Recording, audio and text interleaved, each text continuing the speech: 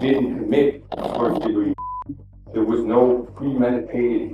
When stars fall from grace in the most shocking way, by becoming killers, it grabs our attention. Echoing in every mind were two letters, O.J. This video dives into the stories of famous people who went from the spotlight to the headlines for all the wrong reasons. You're supposed to keep your hands behind your back? Well, I'm supposed to do a lot of things. It's a reminder that fame doesn't shield anyone from committing heinous crimes, either by mistake or intentionally. These stories you are about to watch are both fascinating and chilling, showing the unexpected dark side of some well-known faces. Oscar Pistorius. In the early hours of Valentine's Day in the year 2013, a tragedy unfolded in the upscale Pretoria suburb of Silver Lakes, South Africa, that captured the world's attention and turned a celebrated athlete into a convicted murderer. Oscar Pistorius, once hailed as the Blade Runner for his incredible achievements on the track despite having both legs amputated below the knee as a child, found himself at the center of a horrifying murder case that would dramatically alter his life and legacy. Oscar Pistorius was an international hero, an inspiration to millions, and a symbol of triumph over adversity. His groundbreaking participation in both the Olympic and Paralympic Games, competing against able-bodied athletes on his carbon fiber prosthetic legs, had made him a global icon. However, the admiration and accolades he garnered on the track would soon be overshadowed by a night of horror that led to the death of his girlfriend, Riva Steenkamp, a model and law graduate. The incident occurred in Pistorius's secured estate home, where Steenkamp was staying overnight. In the early morning, Pistorius fired 4 shots through a locked bathroom door, fatally hitting Steenkamp. Pistorius claimed he believed an intruder had entered his home and was hiding in the bathroom, a testimony that pointed to the high levels of crime and security concerns in South Africa, influencing homeowners' perceptions of threat. The prosecution, however, painted a different picture. They argued that the couple had been arguing and that Pistorius shot Steenkamp in a fit of rage. The case hinged on several key points, including ballistic evidence, the sequence of screams heard by neighbors, and the angle at which the shots were fired. The trial, which began on March 3, 2014, was broadcast live on television, a rarity that underscored the immense public interest in the case. The proceedings were exhaustive and emotionally charged, featuring testimonies from neighbors, forensic experts, and Pistorius himself, who took the stand in his defense, breaking down in tears on several occasions. The world was riveted by the unfolding drama, debating the athlete's guilt or innocence in homes, workplaces, and on social media. On September 12, 2014, Judge Thokozile Masipa delivered her verdict. Pistorius was found not guilty of premeditated murder, but guilty of culpable homicide, the South African equivalent of manslaughter, and sentenced to 5 years in prison. The ruling was met with mixed reactions. Some felt justice had been served, while others believed Pistorius had gotten off too lightly. The case took another turn when, upon appeal, the conviction was upgraded to murder in December 2015, and Pistorius was subsequently sentenced to 6 years in prison, a term that was criticized by many as insufficient. In a final twist, after another appeal by the state seeking a longer sentence, the South African Supreme Court of Appeal increased his sentence to 13 years and 5 months in November 2017. The Oscar Pistorius case is a harrowing tale of how a night of terror dismantled the life of a global sports icon and ended the life of a young woman with a promising future. It's a story that delves into issues of celebrity, domestic violence, and the justice system, leaving a legacy of debate and tragedy in its wake. As the world moved on, the events of that Valentine's Day morning remain a stark reminder of how quickly lives can change, casting a long shadow over the once celebrated legacy of Oscar Pistorius. O.J. Simpson. This is probably the most popular murder case you might have heard of. The case of O.J. Simpson, once a revered figure in American sports and entertainment, morphed into a saga of murder that captivated and horrified the nation. Simpson, a Hall of Fame football star and actor, found himself at the center of a legal storm that would be etched in the annals of American criminal history. The events unfolded in the quiet of Los Angeles' night on June 12, 1994, when Nicole Brown Simpson, O.J. Simpson's ex-wife, and her friend Ronald Goldman were found brutally murdered outside Nicole's Brentwood home. The gruesome scene set the stage for a narrative rife with celebrity, jealousy, and a quest for justice that would unfold under the relentless gaze of the public eye. Nicole and Ronald had been stabbed multiple times in what appeared to be a frenzied attack, their bodies discovered in a chilling tableau that shocked even seasoned investigators. The evidence quickly began to point towards O.J. Simpson. A bloody glove discovered at Simpson's home matched one found at the crime scene, and his blood was found in his Ford Bronco, as well as at Nicole's residence. Despite the mounting evidence, Simpson's celebrity status and the complexities of the case turned the ensuing trial into a spectacle that divided the nation along racial and socioeconomic lines. The trial, which began in January 1995, was unlike anything the country had seen. Televised daily, it featured a cast of high-profile lawyers, including the charismatic Johnny Cochran, who defended Simpson, and Marcia Clark, leading the prosecution. The defense argued that Simpson was the victim of a racist police force that had tampered with evidence, an argument that resonated with many Americans familiar with racial tensions in Los Angeles, especially after the Rodney King incident. One of the most pivotal moments in the trial was the attempt to fit Simpson with the gloves found at the crime scene and his home, leading to Cochran's famous line, "If it doesn't fit, you must acquit." The moment became emblematic of the trial's focus on spectacle over substance. After a grueling 8 months, the jury returned with a verdict on October 3, 1995. O.J. Simpson was acquitted of the murders of Nicole Brown Simpson and Ronald Goldman. The verdict sent shockwaves through the country, revealing deep fissures in American society's perceptions of justice, celebrity, and race. The aftermath of the trial saw Simpson's life and reputation in ruins.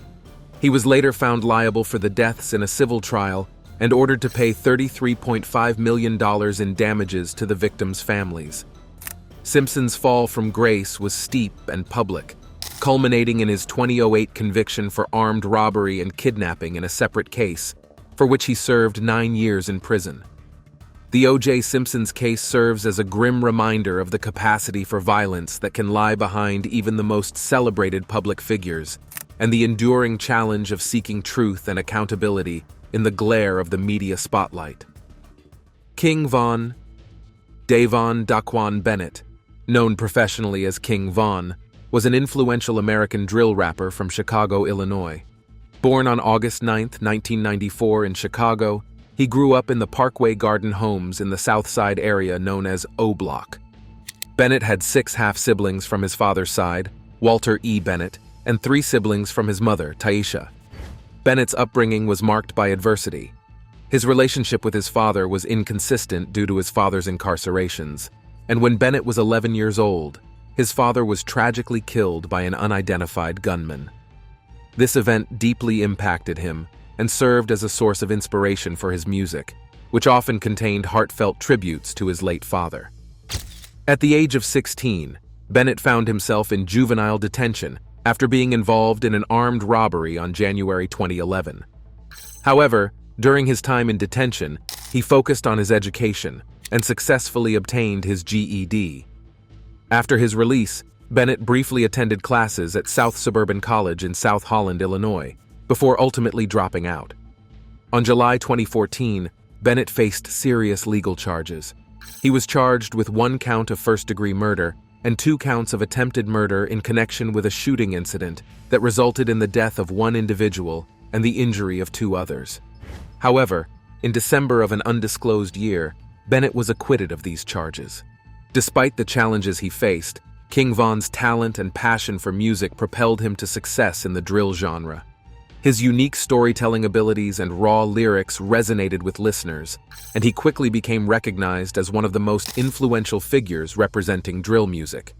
He collaborated with prominent artists and released several well-received mixtapes, including Grandson Volume 1 and LeVon James. Tragically, King Von's life was cut short on November 6, 2020, when he was involved in a fatal shooting incident in Atlanta, Georgia.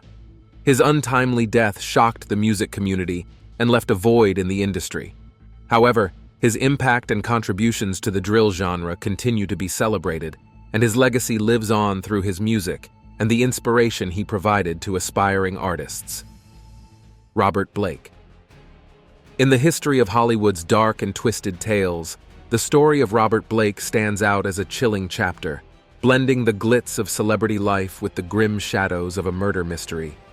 Known for his rugged charm and intense acting prowess, Blake's journey from stardom to infamy is a narrative steeped in tragedy, betrayal, and a quest for justice that captivated the nation and shook the foundations of Hollywood's illusion of perfection.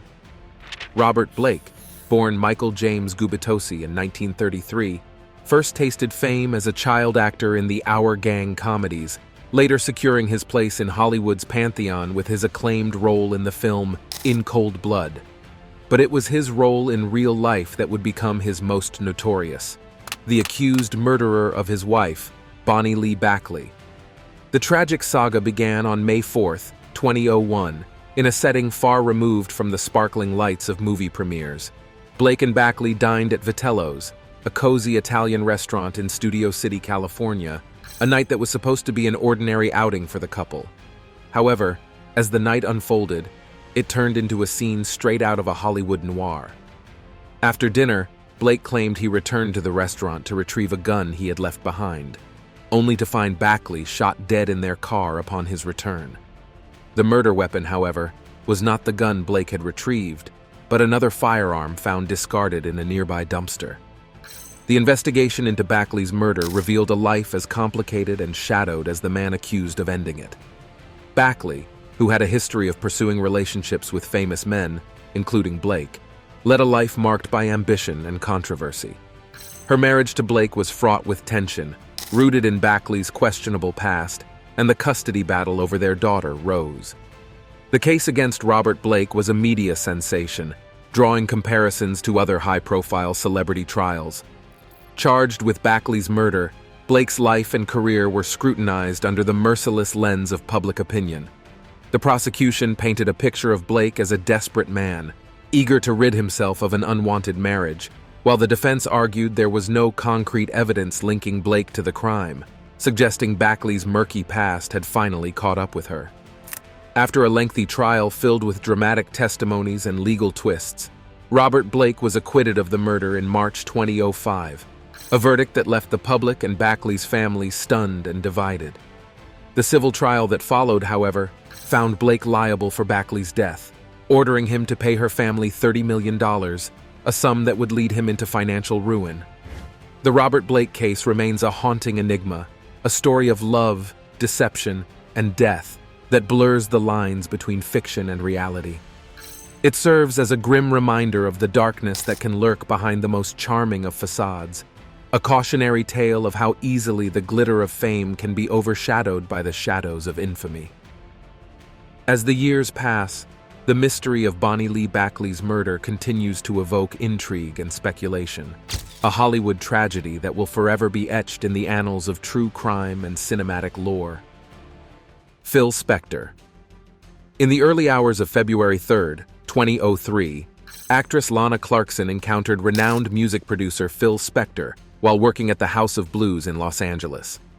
They left together in Spector's limousine and headed to his mansion, known as the Pyrenees Castle, located in Alhambra, California. Tragically, later that morning, Lana Clarkson was found dead in the mansion. Her lifeless body was discovered slumped in a chair with a single gunshot wound to her mouth and broken teeth scattered across the carpet.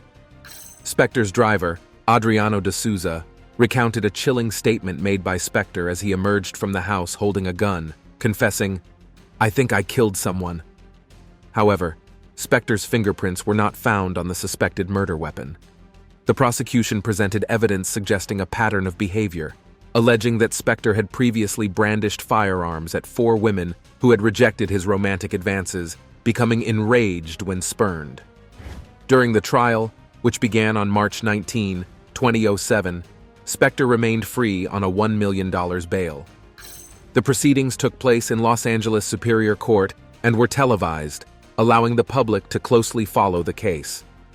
The trial faced controversy when the defense forensic expert, Henry Lee, was accused of concealing crucial evidence that could potentially establish Spectre's guilt.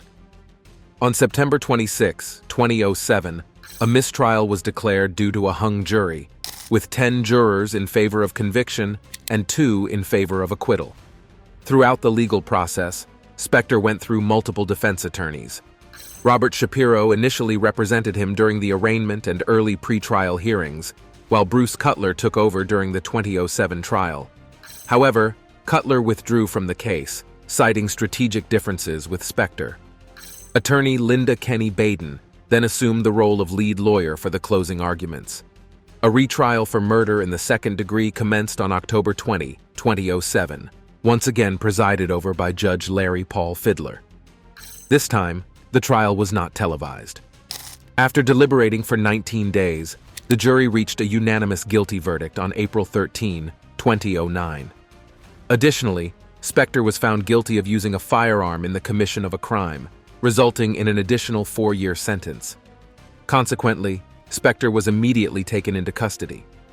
On May 29, 2009, he was sentenced to 19 years to life in the California state prison system. Spectre pursued appeals, but his conviction was affirmed by the California 2nd District Court of Appeal in May 2011. The California Supreme Court declined to review the decision on August 2011. On December 2011, Spectre's attorneys sought review from the U.S. Supreme Court, arguing that his constitutional due process rights were violated during the trial. Specifically, they claimed that the prosecution improperly used the trial judge's comments about an expert's testimony, effectively making the judge a witness for the prosecution. However, the Supreme Court denied Spectre's petition on February 2012. In 2013, Spectre's attorney filed a petition urging prompt action due to his deteriorating health. However, on June 2015, a federal magistrate judge recommended the denial of Spectre's habeas corpus petition and the dismissal of the appeal. The case was subsequently dismissed by District Judge S. James Otero, who also denied Spectre's request to certify the case for further appeal to the Ninth Circuit Court of Appeals. Tragically, on January 16, 2021, Phil Spectre passed away from COVID-19 complications while serving his sentence at the California Healthcare Facility, California State Prison in Stockton. He would have been eligible for parole in 2024. The case of Phil Spectre and Lana Clarkson remains an intriguing and tragic chapter in Hollywood's history, marked by a high-profile trial, legal complexities, and the loss of a talented actress. Aaron Hernandez.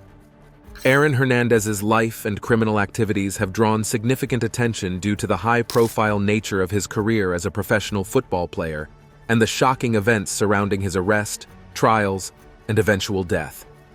Born and raised in Bristol, Connecticut, Hernandez had a troubled upbringing. His father passed away when he was 16, and there were reports of familial conflicts and involvement with street gangs during his youth.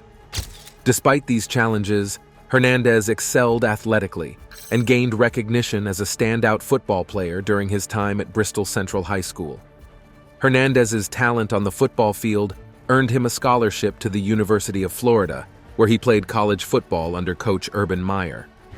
During his college career, Hernandez was an integral part of the Gators' offense and helped the team win the BCS National Championship in 2008. However, there were reports of behavioral issues and concerns about his character during his time at Florida. In the 2010 NFL Draft, Hernandez was selected by the New England Patriots in the 4th round. He quickly made an impact in the league, forming a formidable duo with fellow tight end Rob Gronkowski. Hernandez's athleticism and versatility as a pass catcher contributed to the Patriots' success, as the team reached the Super Bowl in the 2011 season, although they ultimately fell short against the New York Giants. However, Hernandez's off-field behavior began to raise concerns. Reports of involvement in criminal activities, associations with questionable individuals, and alleged drug use surfaced, casting a shadow over his professional career. These issues culminated in June 2013, when Hernandez was arrested and charged with the murder of Odin Lloyd. During the trial, the prosecution presented a case alleging that Hernandez orchestrated Lloyd's murder due to a dispute between the two. They argued that Hernandez, along with Carlos Ortiz and Ernest Wallace, planned and carried out the shooting of Lloyd. The prosecution relied on circumstantial and forensic evidence, including surveillance footage, cell phone records, and testimony from witnesses. In April 2015, Hernandez was found guilty of first-degree murder, among other charges, and was sentenced to life in prison without the possibility of parole. The conviction had a significant impact on his professional football career, as the Patriots immediately released him. While in prison, Hernandez faced additional legal troubles. He was indicted for a double murder that occurred in Boston in 2012, where he was accused of shooting two men outside a nightclub. In April 2017, Hernandez was acquitted of those charges, which surprised many observers. Just days after his acquittal, on April 19, 2017, Hernandez was found dead in his prison cell at the Souza Baranowski Correctional Center in Shirley, Massachusetts. The state medical examiner ruled his cause of death as suicide by hanging. Hernandez's death raised questions and prompted investigations into the circumstances surrounding his passing, including his mental state and the possibility of CTE, chronic traumatic encephalopathy, a neurodegenerative brain disease associated with repeated head injuries. The case of Aaron Hernandez has had a lasting impact on the sports world, shedding light on the challenges of managing fame, the consequences of a troubled past, and the potential long-term effects of traumatic brain injuries. It serves as a cautionary tale and a reminder of the complexities and consequences that can arise when a promising athlete's life takes a dark turn. Michael Jace. In the quiet evening hours of May 19, 2014, a tragedy unfolded in the Hyde Park neighborhood of Los Angeles that sent shockwaves through Hollywood and beyond. Michael Jace, known for his role as a principled police officer in the critically acclaimed television series The Shield, transformed from a character of justice on screen to a perpetrator of brutal violence off it. The actor, who had walked the red carpets and shared screen space with Hollywood's finest, became the central figure in a real-life horror story that ended in the death of his wife, April Jace. April, a beloved mother and dedicated schoolteacher, was returning home, unaware that it would be her final journey. What should have been a safe haven for her and her children turned into a scene of unspeakable horror. Waiting at home was harboring a darkness that night that would soon be unleashed. As their two young sons, both under the age of 10, were inside the house, Michael shot April once in the back and twice in the legs. It was a chilling execution, carried out in a place where love and laughter once resided. The motive behind the murder was as complex as it was disturbing. Financial troubles and jealousy brewed a lethal concoction that led Jace down a path of irreversible destruction. He himself called 911 after the murder, confessing to the dispatcher, "I shot my wife." This admission was only the beginning of a saga that would captivate and horrify the nation. During the trial, the details of April's murder were laid bare. The prosecution painted a picture of a man who let his anger and resentment culminate in a final, deadly outburst. It was revealed that Michael Jace was not only struggling financially, having declared bankruptcy in 2011, but was also wrestling with deep-seated jealousy. He suspected April of infidelity, an accusation that, regardless of its veracity, led to a fatal conclusion. The defense, on the other hand, attempted to humanize Jace, suggesting that he acted not out of premeditated malice, but in the heat of the moment, driven by emotional turmoil. They argued that Jace was not an inherently evil man, but one who made a devastatingly poor decision in a moment of extreme distress. However, the jury was not swayed by attempts to mitigate the severity of Jace's actions. In May 2016, he was found guilty of second-degree murder. The verdict was a somber acknowledgement of the irreversible harm he had caused, not just to his late wife, but to their orphaned children, who were left to grapple with the loss of their mother and the betrayal by their father. Michael Jace was sentenced to 40 years to life in prison, a penalty that reflected the gravity of his actions, but could never undo the pain and suffering inflicted upon his family. The case of Michael Jace is a harrowing reminder that tragedy can strike where it is least expected, transforming those admired for their portrayals of heroes into the very antithesis of the characters they once played. It's a narrative that underscores the complexities of the human psyche and the destructive potential of unchecked anger and jealousy. Sid Vicious. Sid Vicious, born as John Simon Ritchie on May 10, 1957, was an iconic figure in the punk rock movement of the late 1970s. He gained fame as the bassist for the influential British punk rock band, the Sex Pistols. Vicious joined the band in 1977, replacing original bassist Glenn Matlock. Known for his rebellious nature and distinctive appearance, Sid Vicious became a symbol of punk rock's raw energy and anarchic spirit. However, his time with the Sex Pistols was short-lived. The band disbanded in 1978 after a tumultuous and controversial existence, marked by provocative performances, confrontational interviews, and clashes with the music industry and the British establishment. Tragically, Sid Vicious's career and life were overshadowed by his involvement in the death of his girlfriend, Nancy Spungen. On October 12, 1978, Spungen was found dead in their hotel room in New York City, with a stab wound to her abdomen. Sid Vicious was arrested and charged with her murder. During the trial, Vicious's defense claimed that he had no memory of the events that led to Spungen's death due to his heavy drug use. The case was further complicated by conflicting testimonies, unreliable witnesses, and a lack of concrete evidence.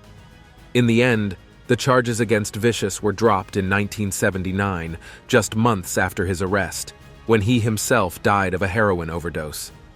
Sid Vicious's death on February 2, 1979, at the age of just 21, marked the end of a short and turbulent life. His involvement with the Sex Pistols and his tragic connection to Nancy Spungen have cemented his place in punk rock history and made him a cult figure for generations of music fans. Vicious's legacy continues to resonate in popular culture, with his image and music serving as enduring symbols of punk rock's rebellious spirit. Despite his relatively brief career, Sid Vicious remains an iconic figure in the punk movement and a somber reminder of the darker side of fame and addiction. Bryn Omdahl. How far would jealousy take you? Let's look at the tragic loss of Phil Hartman, who was shot by his wife, Bryn Omdahl. In the pantheon of Hollywood tragedies, the shocking murder of Phil Hartman stands as a grim reminder of how fame's dazzling light can sometimes cast the darkest shadows.